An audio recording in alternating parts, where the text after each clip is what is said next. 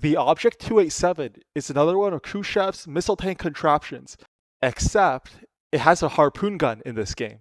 Let's see what it can do. We find a martyr before us, but before a 287, those don't last for very long. But before he dies, he's going to be able to place down some mines. And let's see where those mines land. He places one right there, and it looks like our leopard friend already ate one of them. And he walks forward and eats another. Classic leopard player. Am I right, guys? I'm not kidding. Right after we cap the point, the guy is back. He's back to get pummeled. This time he's brought a friend, a Bradley. The Bradley also has to die now. You've condemned your friend. You're just going to die slightly later than usual. He tries to run. I harpoon him. He gets rammed. I reverse. And harpoon again. And he gets destroyed. We're now on a massive flank behind some unsuspecting leopards. And let's just see what we can do. We go in for the ram. Instantly vaporized. His M60 friend is over here. He also dies in seconds. And that's like what, a 5-second fight? 2 kills? Not bad. And of course, another martyr shows up and we ram him. We missed the ram. We slide off his side, but we harpoon again for a 3rd ram. And that's like what, 3 kills in front of their entire enemy team? Not bad, I'd say. Yeah, so funny story. I was in the middle of killing an FV 4030 and we're blessed by this marvelous sight. Truly, leopard players are the greatest. We found a unauthorized presence on D. We got a big flank going. Let's see what we can do. We kill that guy in 2 seconds. And we find a Bradley. And we ram the Bradley. And notice what I do here. I activate the T ability, which spawns a ring of roadblocks. And everyone inside the ring shares damage. So I kill the Bradley by just shooting the M60. And by the way, did I mention that my shells set people on fire? Because they set people on fire. And teammate tries to steal my kill, but I still get it. I also didn't mention how this thing can straight up tank martyr mines.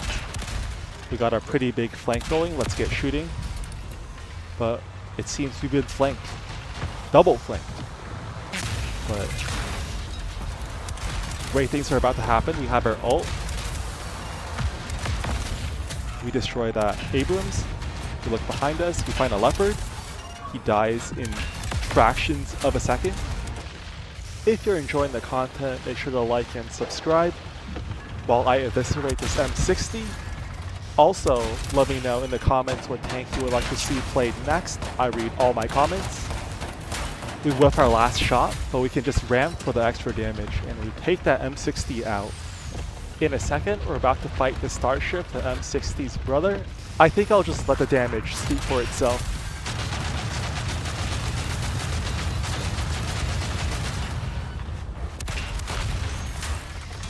That was a risky ram. Left us with 7 HP. Bear in mind, that's 2 full HP 1v1s in a row that I've just won. Getting jumped by this thing hurts. Let's see how this thing does in 1v2s. We find a Bradley and a Leo. And all of them are bouncing off our armor. We kill the Bradley with ease. And it's onto the Leo next. I retreat, I wriggle, he bounces his shot. And now it's my time to strike. I move forward, he tries to go invisible, but the invisibility ability kind of sucks. I made a whole video on that tank, if you're interested. Let's see what happens when this thing fights a heavy tank head-on, the class that it's supposed to counter the Object 287. We shrug off his shells, he tries to pen, he can't, and we can just retreat for the reload while he's just tracked. You don't want to show your side in a 1v1, but I guess he didn't know. Now the comments are going to say, oh, but the Leopard is so much better at range. You know, this thing, it can't possibly kill other tanks at range. But this is where you'd be wrong. I dump a full mag into a Bradley, and he's basically dead. Just like a Leopard would do in that situation.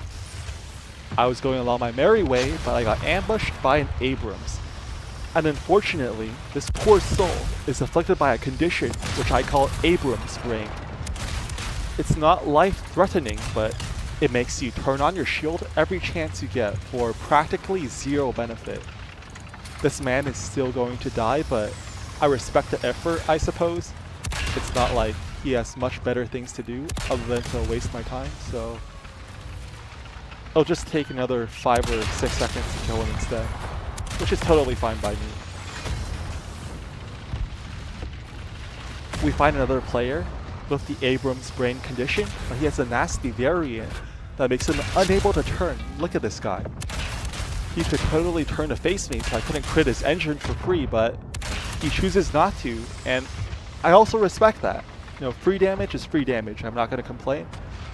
I'll just reload, but he pushes. The man pushes and dies.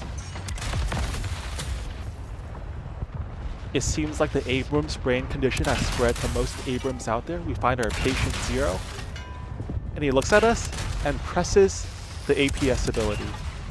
Now, I'm not going to shoot that. It's my team's job to. And then I'm on reload, so I try to look for another person to shoot. And would you guess it? I find another Abrams. Now, place your bets in the comments now. Does this Abrams have Abrams brain? And could you believe it? Of course he has it. You know, why would you shoot at the enemy when you can just press F? Like, it's a no-brainer. Like, it's inconceivable. Why would you want to damage your enemy when you can press your APS and not be able to fire? Unbelievable. Oh yeah, and of course he still dies.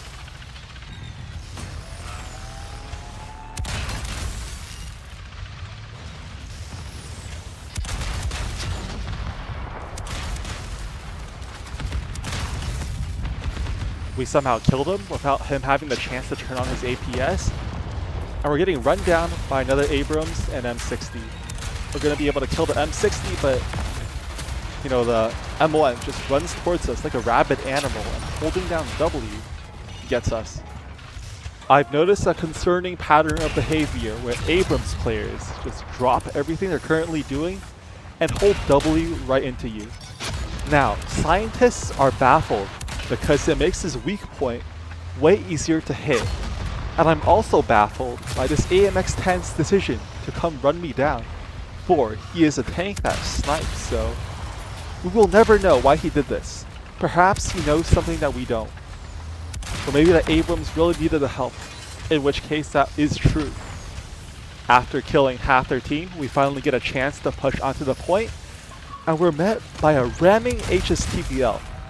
That is certainly quite concerning, but the T-62 can't run. We catch up to him and easily secure the frag. Now that I've angered their entire team, it's time to see what happens when I have to fight 3 people at once. So this Abrams, you know, the Abrams brain got him holding W right into me, so I can see his weak point super easily. He keeps firing, I wait for the reload. He presses his autocannon ability once again, but he can't survive my next salvo.